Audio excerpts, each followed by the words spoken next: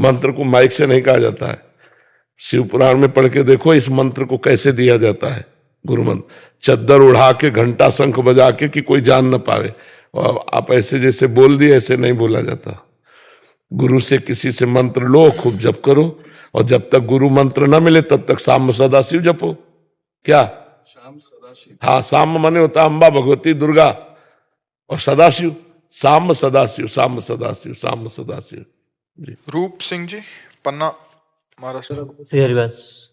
महाराज जी आपके चरणों में कोटि कोटि प्रणाम। महाराज जी, भगवत साक्षात्कार कब होता है? जब कोई चाह नहीं रह जाती और भगवान की सिवा कोई स्मृति नहीं रह जाती। किसका प्रश्न है?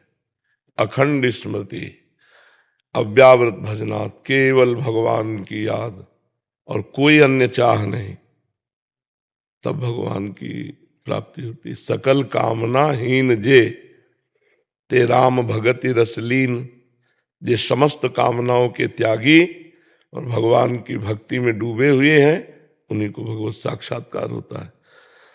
भूख लगे तब तो भोजन अच्छा लगता है, और भूख ना हो तो भोजन का स्वाद क्या। तो पहले भगवान की मिलने की भूख तो लगे, चिल्ला चिल्ला के रोना तो आवे, हे हरि, हे राम जी, हे श्याम जी, आप कब मिलोगे, हे कृष्ण, हे कमल लोचन, आप कब मिलोगे। ऐसा तड़प करके रोना आवे तो सब स्मृति हट जाए, एकमात्र याद रह गई भगवान की। ब्रह्म नहीं, माया नहीं, नहीं जीव नहीं काल, अपनी हु सुधि ना रही, एक रहे नंदलाल। रूप छके घूमत रहे, तन को तनिक न भान, नारायण दृग जल बहे, यह है प्रेम पहचान। जब प्रेम आ जाता है, अखंड स्मृति भगवान की चलती है, कोई कामना नहीं रहती, तब भगवान की प्राप्ति हो जाती है। जब कोई कामना नहीं रहती, अखंड स्मृति चलती है, तभी भगवान से प्रेम होता है, और प्रेम ते प्रगट होए मैं जाना। हरि व्यापक सर्वत्र समाना, प्रेम ते प्रगट होए मैं जाना। तो जहां प्रेम आया था भगवान का साक्षात्कार हो गया। और जी, उस स्थिति कैसे आएगी, वो बेचैनी, वो भूख कैसे? नाम जप, नाम जप। विनिश्चितम बदामि तेन अन्यथा वचांस में हरिम भजन्ति ये नरा। रात दिन भगवान का नाम जप करो, राधा राधा राधा राधा, रात दिन अखंड अभ्यास बनाओ, तभी भगवान का साक्षात्कार होगा। अखंड थोड़ी चल रहा है अभी, तो अखंड में आओ तभी अखंड का दर्शन होगा। भगवान अखंड है, तो अखंड में आओगे तो अखंड का दर्शन होगा, खंड में रहोगे तो खंड का दर्शन होगा। भारत खंडे, भगवान अखंडे, अखंडानंद अखंड मंडलाकारम व्याप्तम, व्याप्त विराजमान तत्व, अखंड मनो खूब मस्त राधा राधा राधा। जब भजन का सुख मिल जाएगा तो भगवान मिले न मिले बेपरवाह हो जाओगे। भगवान है पतंग और नाम है डोरी, डोरी खींचते जाओ, पतंग नजदीक आती जाएगी। जितना डोरी खींचोगे उतना ही पतंग नजदीक आ जाएगी। डोरी छोड़ दो, पतंग कभी पकड़ नहीं पाओगे। नाम जब छूटा भगवान मिलेंगे नहीं। खूब नाम जप करो। बड़े भाग्य हैं जो तुम्हारे जैसे जवान भगवान से मिलना चाहते हैं, नहीं तो आजकल के बच्चे नशा, गंदी बातें, इन्हीं की तरफ जाते हैं। आप लोग धन्यवाद के पात्र हैं जो सत्संग और संत समागम करके भगवान से मिलना चाहते हैं, बड़ी बात है। सतनाम सिंह जी, बेल्जियम से। सतनाम सिंह जी, सत श्री अकाल बाबा जी। महाराज जी, मैं सिख धर्म से हूँ और बचपन से सतनाम वाहेगुरु जी का नाम जप कर रहा हूँ। महाराज जी कह रहे हैं कि इनकी पत्नी हिंदू ब्राह्मण है, वो हरे कृष्णा महामंत्र जप करती है। मैं दुविधा में हूँ, 2 बच्चे हैं, जब शाम को 7 नाम जप करते हैं। कोई फर्क नहीं पड़ता, इससे कोई फर्क नहीं पड़ता। अपना अपना मन है, उस परमात्मा के किस नाम से प्रेम करता है उसमें कोई फर्क नहीं पड़ता। आप पत्नी को भी सपोर्ट करें, बच्चों को भी सपोर्ट करें, और आप भी अपनी निष्ठावान रहें, गुरुवाणी के अनुसार चलिए, और खूब वाहेगुरु वाहेगुरु वाहेगुरु मस्त रहिए। वही परमात्मा का नाम वाहेगुरु है, वही परमात्मा का नाम सत्य श्री अकाल है। खूब आनंद लूटिए। हम तो कह रहे हैं इन झंझटों में ना फंसे। मेरा तेरा ये सब झंझटें हैं, जो तुम्हें गुरु ने दे दिया उसे आनंद लूटो। आनंद लूटने का वही का नाम, उसी का नाम शिव, उसी का नाम राम है, उसी का नाम कृष्ण, उसी का नाम राधा, उसी का नाम वाहेगुरु, उसी के और सब नाम है। अंग्रेजी में बोलो गॉड, हम बोले भगवान, तो बातें एक ही हो गई ला। तो भगवान तो ये कहीं जो समझते नहीं वो झगड़ा करते रहते हैं, तो ये ठीक है। प्रिया शुक्ला जी मुंबई से। राधे राधे। जय सीताराम। राधे राधे महाराज जी, आपके चरणों में कोटि कोटि प्रणाम। महाराज जी, मेरा प्रश्न है कि हमारे गुरु हमें कैसे ढूंढ लेते हैं? क्या ये भी हमारे पूर्व जन्मों के साथ जुड़ा हुआ है? दोनों इसमें बातें हैं। जिसने अपने आप को भगवान के ऊपर छोड़ रखा है कि हम नहीं जानते कि हमारे गुरु कौन है, कहाँ हैं, कैसे हैं, हे भगवान आप ही हमारे गुरु हो, या तो हमें मिला दो उनको या हमें पहुंचा दो, तो भगवान पहुंचा देंगे, या आपको उनके पास या उनको आपके पास पहुंचा देंगे। भगवान से कहो, भगवान ही मिला देंगे। भगवान ही गुरु है, गुरु ही भगवान है। पर पहले भगवान से प्रार्थना करो तो सच्चे सदगुरुदेव से मिला देंगे वो। संजय शर्मा जी कानपुर से। राधे राधे महाराज जी। स्वामी जी, क्या साक्षी भाव में रहते हुए कर्म करने पर सभी इच्छित कामनाएं पूरी होती हैं? साक्षी भाव का रहस्य क्या है? तो कामनाएं किसकी होती है? अगर आप साक्षी भाव में, तो कामना किसकी होती है? किसको होती है? कहां से होती है? आपका प्रश्न है, आपका है। तो किसको होती कामना? जैसे मन में कुछ भी इच्छाएं हैं। हाँ पकड़ो, मन में कामनाएं होती हैं। किसकी कामनाएं होती हैं? किसकी? किसको? स्वयं के। नहीं, वहीं रहो जहां से प्रश्न किया है। आप तो साक्षी हैं, आप ही तो साक्षी हैं, आप ही साक्षी हैं। किसके? मन के, बुद्धि के और उनकी कामनाओं के। और कामनाएं किसकी होती है? प्रश्न है आपसे, कामना किसकी होती है? सत की या असत की? है सत की कामनाएं कहां करते हो आप? सत माने परमात्मा, परमात्मा की कामनाएं कहां होती है? फिर तो सब मामला ही समाप्त हो जाए। अगर भगवान की कामना जागृत हो जाए तो सारी बात बन जाए। कामनाएं तो शरीर की, संसार की, पद प्रतिष्ठा, भोगों की, इन्हीं की तो होती है ना।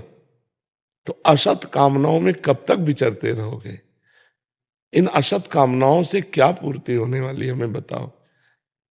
इतनी आयु हो गई, अभी तक कुछ हाथ नहीं लगा, और व्यतीत हो जाएगी, कुछ हाथ नहीं लगेगा। जो असत वस्तुएं कमाई हैं, बैंक बैलेंस, मकान, संबंध, सब यही रह जाएंगे। आप अकेले जाओगे। आपके द्वारा जो चिंतन किया गया, जो क्रिया की गई, सत या असत, वही आपको बांधेगी या आपको सुख देगी। वो कर्म तो कर ही नहीं पा रहे हो जिससे शुभ अशुभ दोनों का नाश हो जाए और भगवत प्राप्ति हो जाए। तो साक्षी शब्द तो बहुत पवित्र शब्द है, महिमामय है कि हम अंतःकरण के साक्षी हैं, ना कि अंतःकरण है। तो अंतःकरण में कामनाएं हो रही हैं, तो उन कामनाओं के हम दृष्टा हैं, साक्षी हैं। तो हम उनको देखेंगे, इनमें कौन सी सही है, कौन सी गलत है। सही को करेंगे, करने का आदेश कर देंगे, और गलत को नहीं कर देंगे, फिर आनंद आने लगेगा।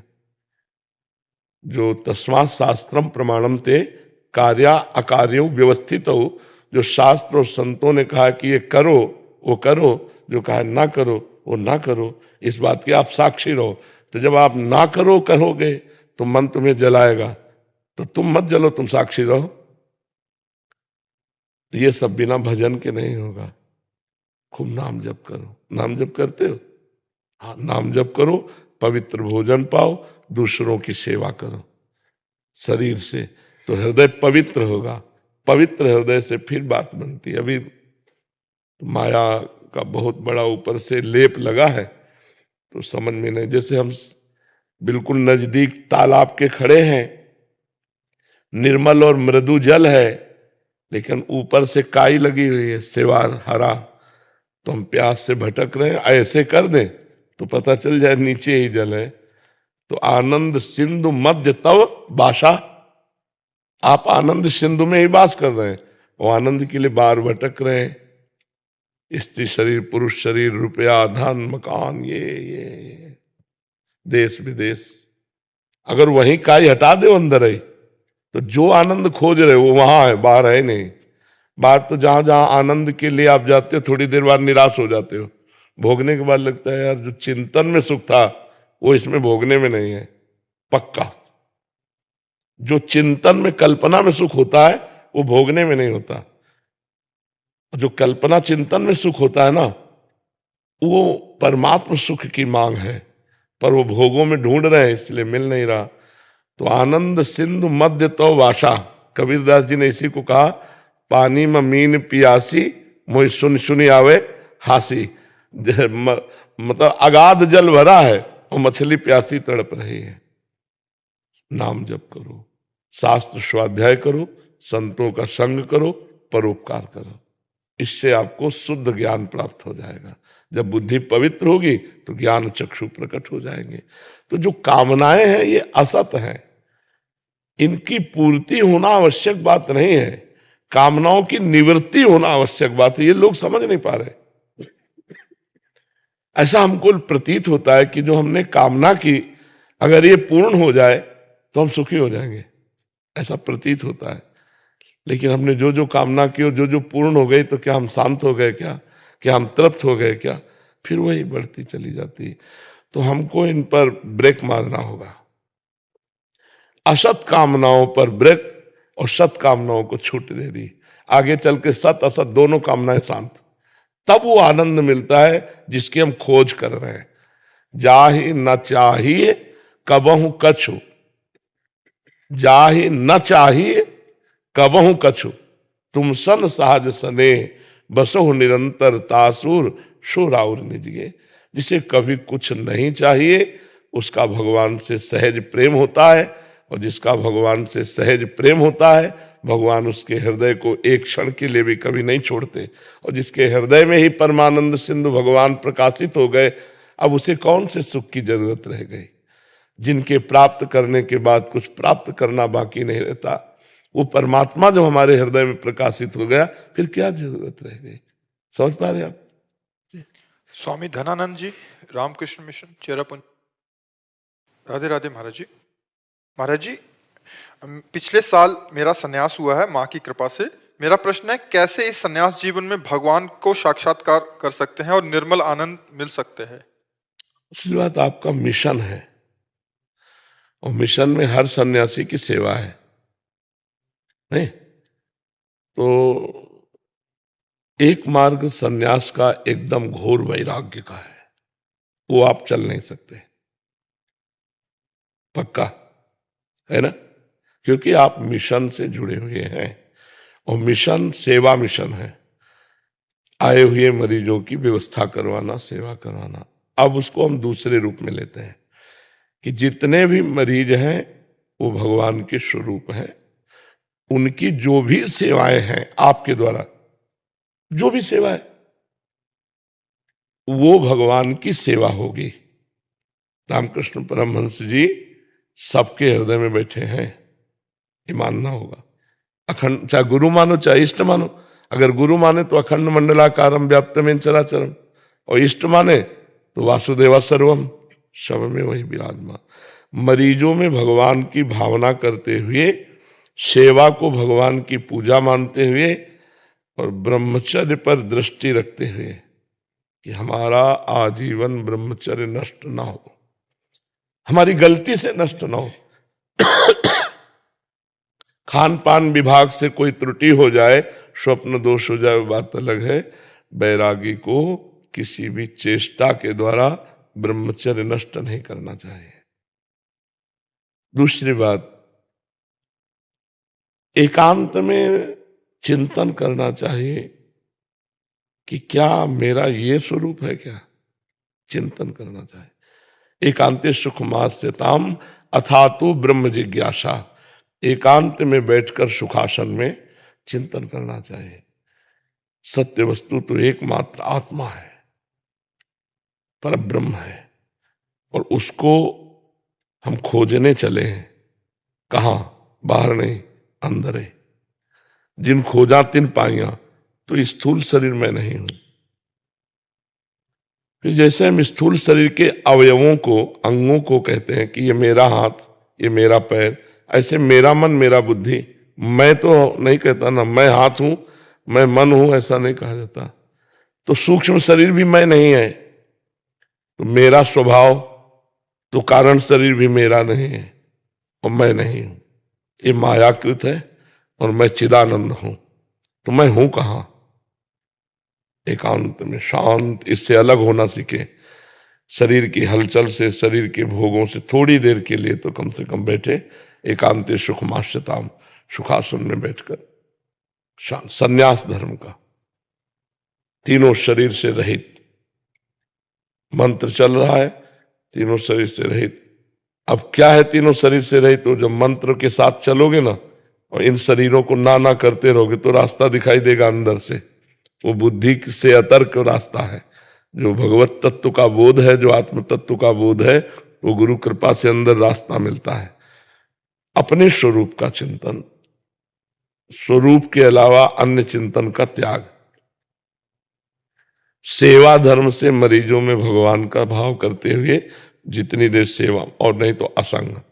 अपने रूम में बैठा रहना उचित है, अकेले टहलना उचित है, किसी से संभाषण करना उचित नहीं। असंगोहम पुरुषः, असंगता जितनी बढ़ती जाए, जो सेवा मिले उसे एकाग्रता पूर्वक करो भगवान की सेवा मान के। उसके अलावा असंग, हंसी मजाक, मोबाइल प्रयोग, टीवी प्रयोग कुछ नहीं।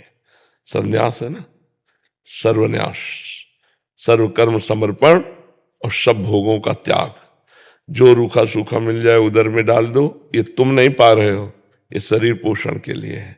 शांत एकदम।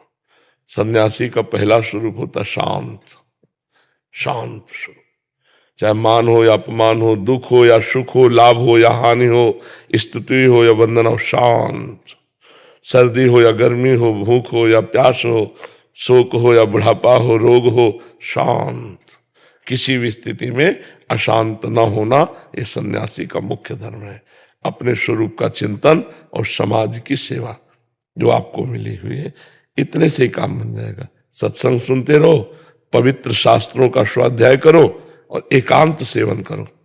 अलग रहने में, एकांत रहने में बहुत लड़ाई लड़नी पड़ती है, क्योंकि मन एकांत में हावी होता है ना, तो उसी से लड़ के उसको शांत किया जाता है। यही साधना है।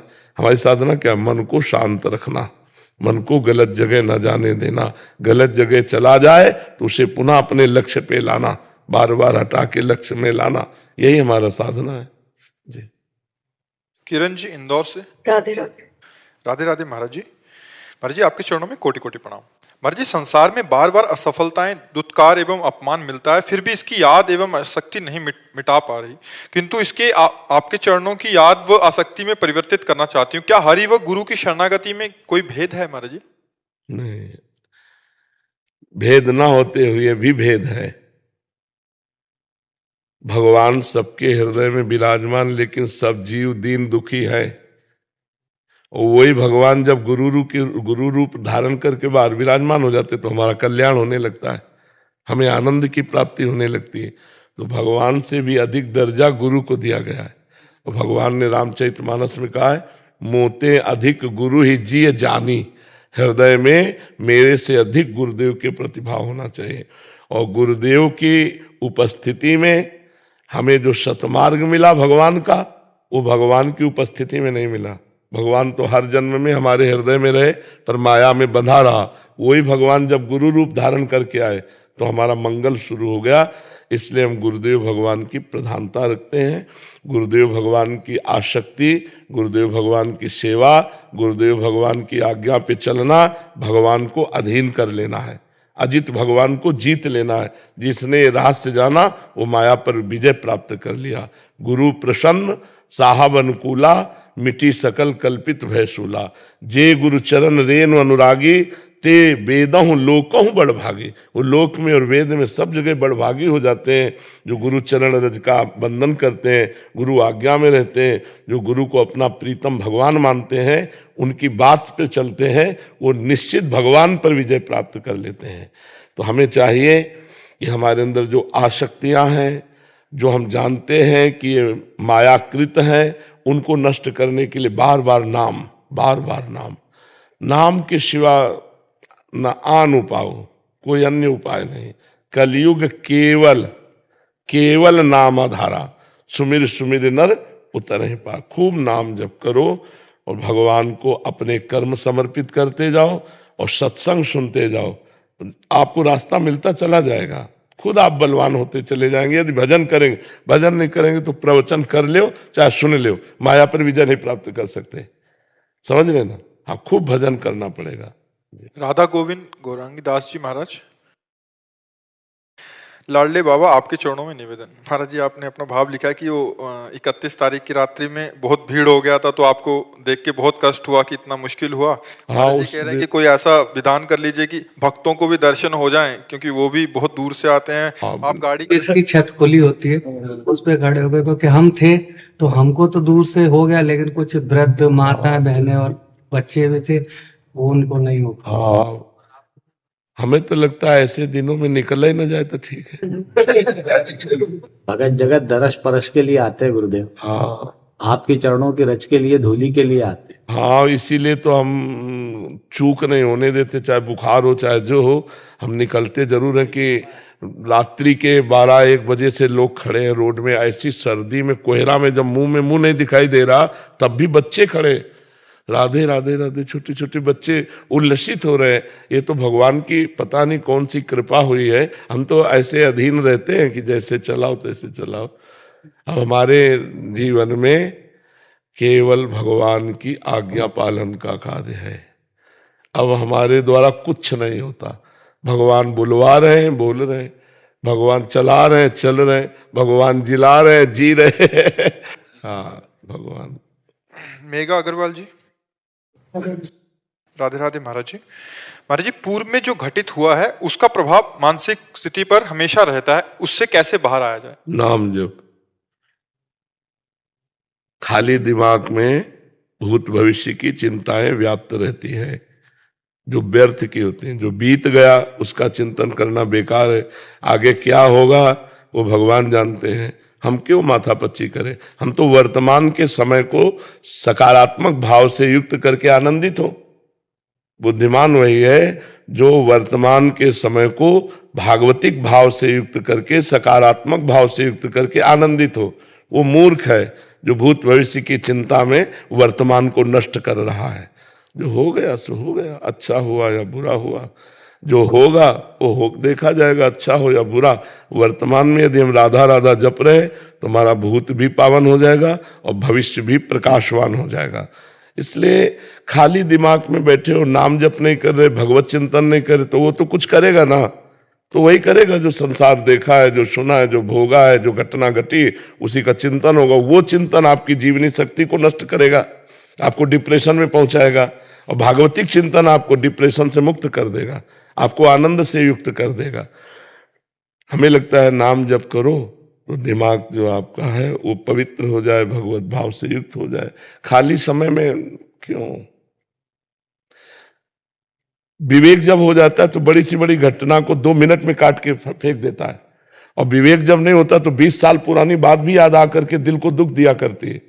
तो विवेक को पुष्ट करो। काहे को इतनी बड़ी बात हम अपने दिमाग में बैठा ले रहे जो हमारी जीवनी शक्ति को कमजोर करे, हमारे आनंद का नाश कर दे, हमारे वर्तमान को जलाए।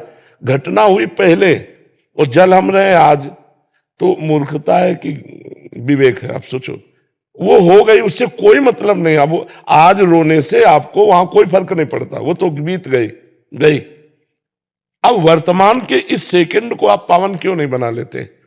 जो ये वर्तमान अभी भूत बनेगा ना, तो भूत भी अच्छा हो गया और भविष्य भी अच्छा हो गया। वर्तमान को यदि हम वर्तमान की केवल 1 मिनट की बात कहते हैं, 1 मिनट के बाद जब दूसरा मिनट लगेगा वो फिर हमारा वर्तमान होगा।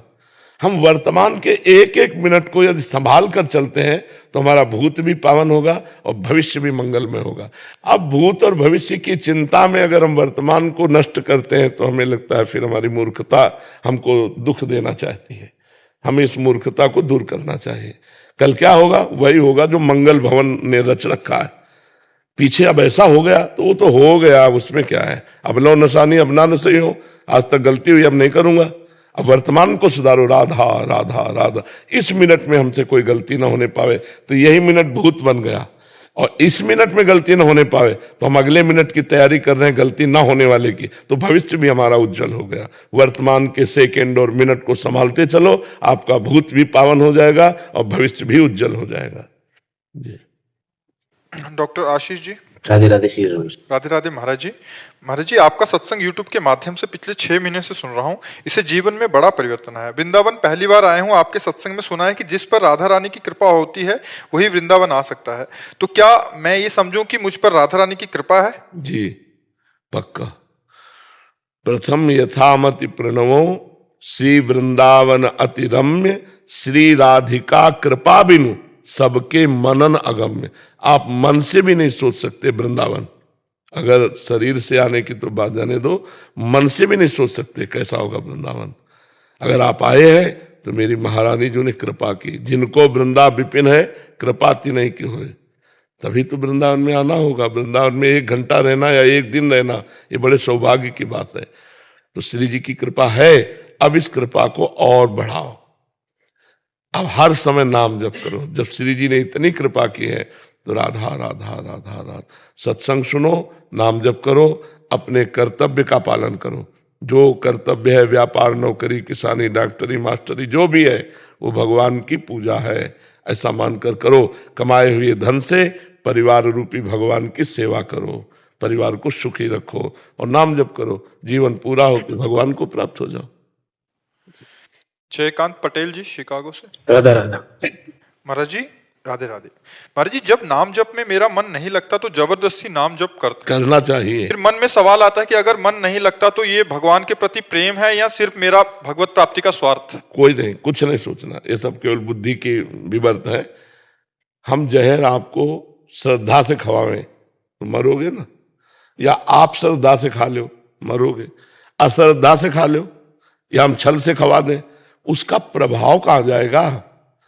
तुम्हारे श्रद्धा, अश्रद्धा, छुपाओ, प्रगट, गुस्सा, कैसे भी जहर खाओ, उसका प्रभाव हटेगा क्या?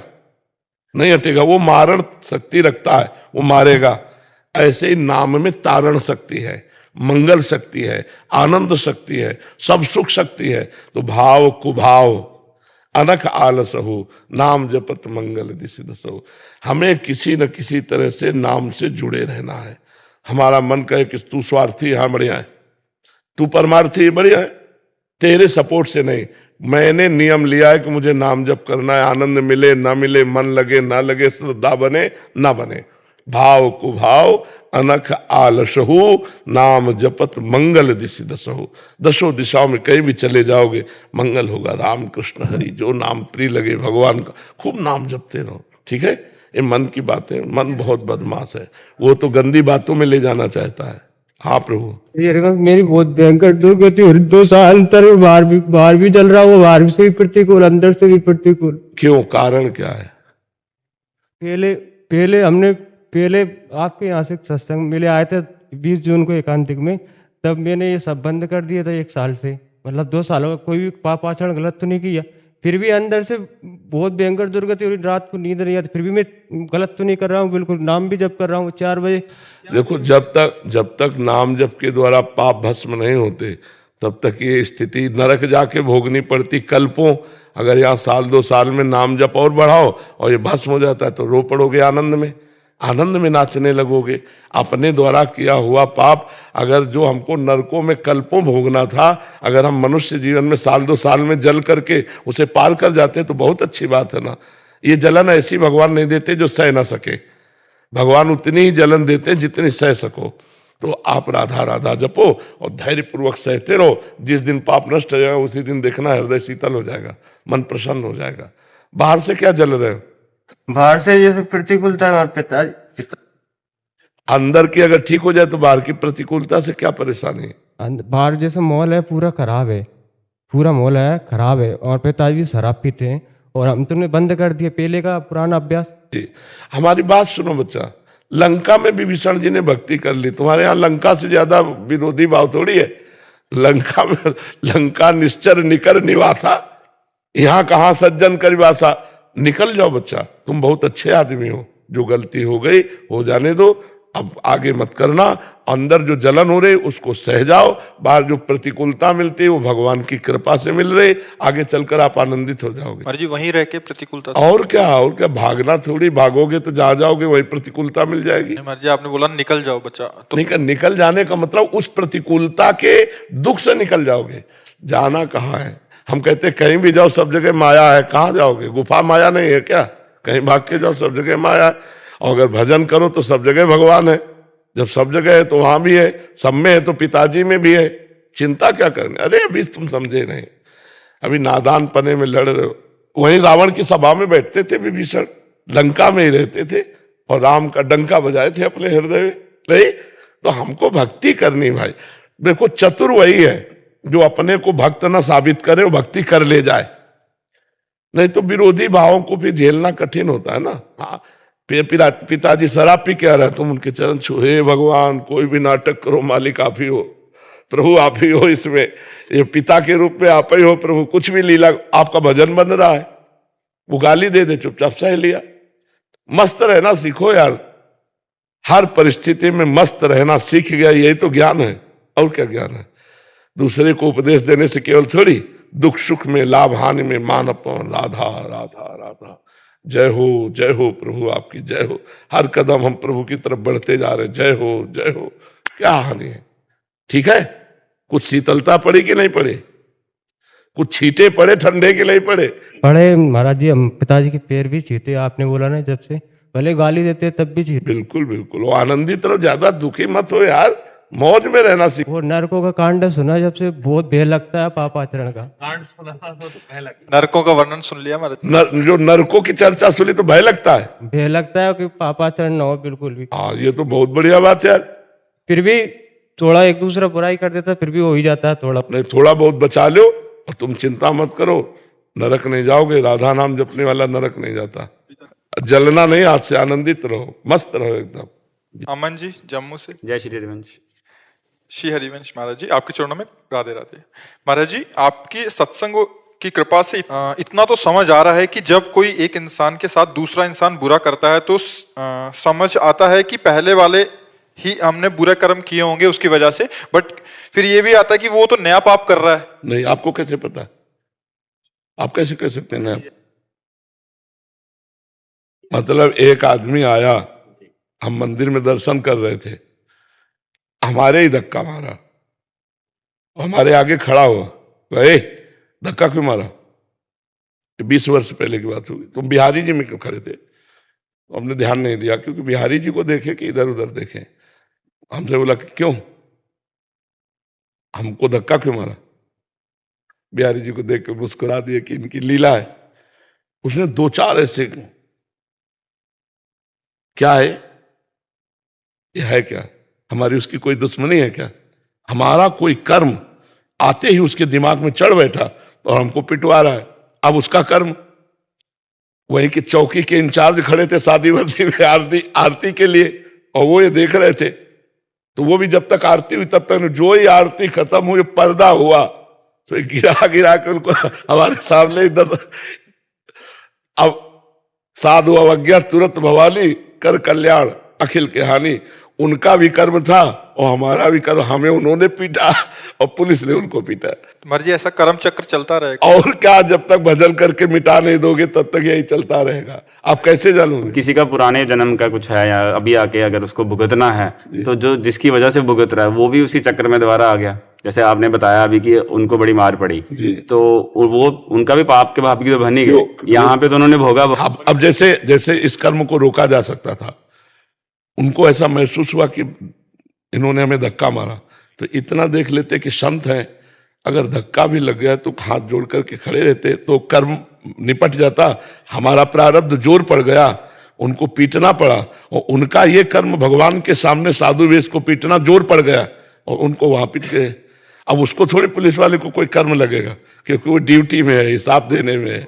तो मुझे लगता है कौन काहू के सुख दुख कर दाता, निज कृत कर्म भोग सुन भ्राता, जैसी हो भवतव्यता तैसी बने सहाय, आप न आवे ताई पर ताई तहां ले जाए, उसको वैसे भोगना पड़ता है जी। महाराज जी कह रहे कि आर्मी में इनका अधिकारी पद पर चयन हुआ है, तो 1 अप्रैल के बाद ट्रेनिंग पे जा रहे हैं। कह रहे कि बस मतलब यही डर लगा रहता है गुरु जी की मैं कई, मतलब श्री जी ने सांसारिक कर्तव्य तो दे दिया, देश सेवा तो दे दी, लेकिन मैं कई इसी चीजों में ना उलझ जाऊं। नहीं, जब लक्ष्य बना रखोगे तो उलझोगे नहीं। देश सेवा भी भक्ति है, खूब प्रसन्न मन से करो, बीच बीच में राधा राधा नाम स्मरण करते रहो और ये सोचते रहो कि ये जीवन श्री जी के लिए है। राष्ट्र भक्ति भी तो हो रही है, ये कोई साधारण खेल नहीं, बहुत बढ़िया है। राष्ट्र सेवा में हो और नाम जब अंदर अंदर से करते रहो तो जीवन व्यर्थ नहीं जाएगा। कहीं ना कहीं कृपा है नहीं, ये कौन सोचता है। मान लो आप अच्छी पदवी पे जा रहे हो तो और अहंकार आना चाहिए, लेकिन आपको भय लग रहा है तो बड़ी कृपा है कि हमारा जीवन कहीं संसारिक सुख सुविधाओं में फंसकर भगवत विमुख न हो जाए। तो नाम जप करते रहो और सत्संग सुनते रहो, सत्संग आपको जगाता रहेगा। ठीक है महाराज जी जय माता। एक शब्द कहना चाहूंगा अगर आप आज्ञा दें। मेरा जीवन सारथी हो चुका था लास्ट टाइम जब मैं आपसे मिला था, परंतु आज जीवन का मुझे सार मतलब समझ आ गया। आपकी मुख्य वाणी में कंठ में माँ सरस्वती विराजती हैं, क्योंकि मेरे जीवन का अनुभव है।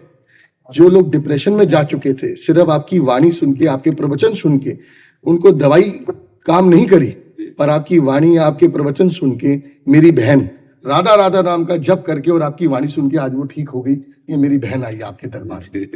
बहुत कृपा, बहुत। आप भगवान से हमारे लिए कम भी नहीं। ये आपका भाव है, ये आपका भाव है, बिल्कुल। और हम आपका दिल की गहराई से आपको ईश्वर और शक्ति दे और बल दे, आप इसी प्रकार जनहित की सेवा करते रहें। आज यंगस्टर्स के अंदर शराब का नशा है, वो मुक्त हो रहा है। आपकी वाणी सुन सुन के वो परिवर्तन ले रहे हैं। अपने माता पिता की नहीं सुनते, परंतु आपकी सुनते हैं।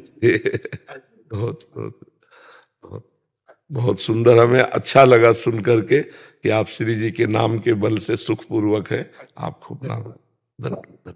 बाबा यूँ कहें क्या बड़े बूढ़े उनको आशीर्वाद बना रहे मरवे के बाद, जो जब निकल ठाकुर जी के पास चले जाएं, क्योंकि ई जीव ई शरीर तो जो है ये तो राग जाएगो, जीव आत्मा से मिल जाएगो, ऊपर परमात्मा से मिल जाएगो। बाबा वो जीव फिर नया जन्म ले ले कर्म के अनुसार। कर्म तो बाबा आशीर्वाद कैसे बना रहे? भगवान का, क्योंकि भगवान सब में बैठे हैं ना। जब आप झुक के प्रणाम करते हो तो भगवान को प्रणाम करते हो। वो जीव तो चला जाएगा, उसको ज्ञान भी नहीं है कि हमारा कोई है, लेकिन वो भगवान जो त्रिकालज्ञ है, जो सर्वत्र है, वो आपको आशीर्वाद देता रहेगा, क्योंकि सब में भगवान विराजमान है। समझ रहे ना आप जी? महाराज जी ब्रजवासी वाला आपसे निवेदन करना चाहता है कि माता पिता तरीके की शादी करने की कह रहे हैं, देखो मेरा मन है नहीं, स्त्रियों के प्रति नहीं, पुरुषों के प्रति। अच्छा, तो ये बात अपने माता पिता को बता दे। क्यों नहीं पता नहीं? इसमें क्या होगा बच्चा, किसी की लड़की के साथ खिलवाड़ क्यों करोगे, है ना? मुझे लगता है कि तुम्हें माता पिता से अपनी बात बता देनी चाहिए। मानेंगे नहीं। कैसे नहीं मानेंगे? जब तुम्हारा लड़कियों के प्रति आकर्षण नहीं, लड़कों के प्रति है, तो उन्हें बता देना चाहिए कि व्यर्थ में किसी लड़की से ब्याह मत करो, उसका जीवन बर्बाद मत करो। बहुत अच्छे बच्चे हो जो तुमने हमको ये बात बता दी। अपने माता पिता को बताओ, बिल्कुल ब्याह मत करना, भूल के मत करना। जब स्त्री में राग नहीं है और पुरुषों में राग है, आप गलत का आचरण करोगे और किसी की जीवन बर्बाद कर दोगे, ऐसा नहीं। ठीक है? अभी पीछे वाले बैच में एक लड़का आया, उसने कहा हमारे मम्मी पापा हमारी शादी करते हो, लड़कियों से आकर्षण है नहीं, लड़कों से आकर्षण है। एक लड़की आई थी पीछे, उसने कहा हमारा ब्याह हमारे माता पिता ने खूब धन लगा के किया, हमें ऐसा लड़का मिला जो लड़का ही नहीं है। तो हम ऐसे भाईजनों से हाथ जोड़कर प्रार्थना करते हैं कि जिनको इस तरह की अंदर वृत्ति भगवान ने दी है, वो कभी किसी लड़की के जीवन में धोखेबाजी न करें। आप अपने मम्मी पापा से अपनी बात पूरी शेयर कर दो। आप ब्याह बिल्कुल मत करो, उसको घर में बैठाल कर उसकी जिंदगी नर्क मत बनाओ। वो किसी की बिटिया है, वो आई है, तुम उसके योग्य नहीं हो तो पहले बोल दो अपने माता पिता। वो कहले शर्म लगती माता पिता से बोलने में, दूसरे की जिंदगी खराब करने में तुम्हें शर्म नहीं लगती? मान लो आपको लड़की पसंद नहीं है, आप लड़के पसंद करते हो, तो आप अपने माता पिता से कहो। अब वो तो लड़का समझ के ब्याह कर रहे हो, वो लड़की क्या बताएगी? उसके जीवन को क्यों नष्ट करो?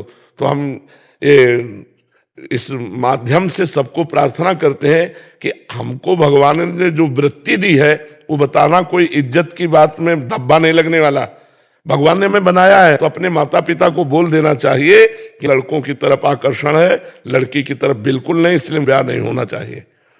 तो आप कम से कम किसी की जिंदगी के साथ तो खिलवाड़ नहीं करोगे। तो अब बोलो वो क्या करे, उसका क्या दोष?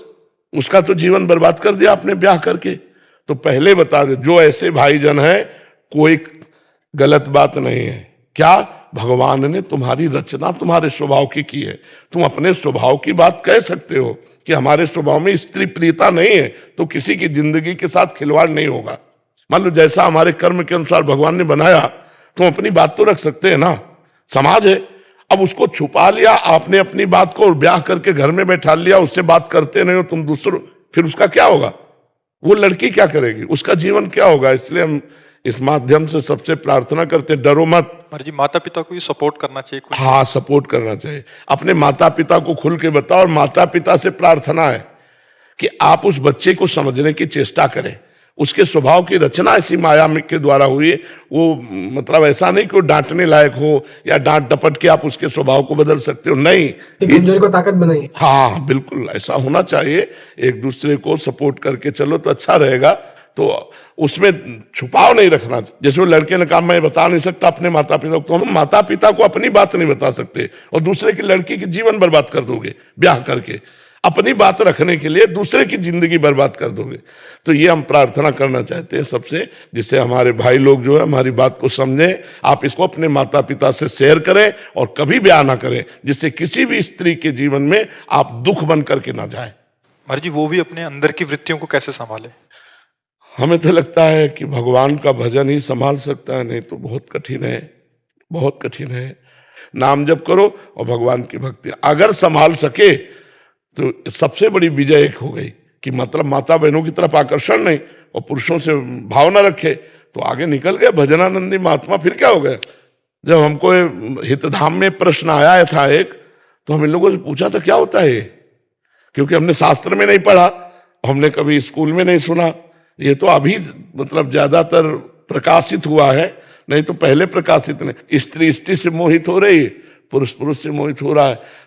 अगर रुचि विधाता ने दे दी है तो फिर उसी रुचि से जीव जीता है। तो भगवान कलयुग भगवान कुछ नई रीतियां चला दी हैं जो हमारी समझ में नहीं आती, पर हमें लगता है कि ऐसी बहनें ऐसे भाई अपने परिवार को व्यक्त कर दें।